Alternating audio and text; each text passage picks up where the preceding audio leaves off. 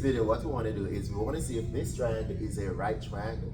Now, if this is a right triangle, then the hypotenuse side, which is 16, if we should square this, it's going to equal to 10 squared plus 2 root 39 squared. Let's set it up. So if it is a right triangle, it should be equal. So when we square 16, so let us square 16, that's about 256. 100. When we square this, we're going to get 4 times 39. So 256.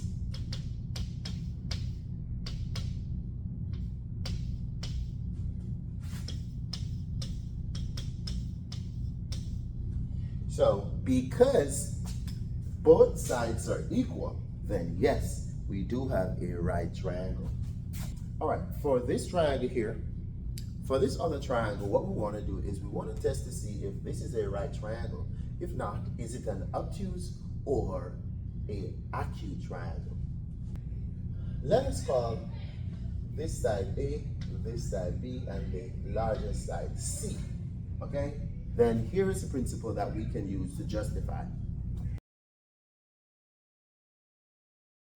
Now, what we're suggesting is, if a squared plus b squared is greater than c squared, we have an acute triangle. But if a squared plus b squared is less than c squared, then that triangle is obtuse. Let's check it out. As you can see, 81 plus 144 is equal to 225. And 225 is definitely less than 289.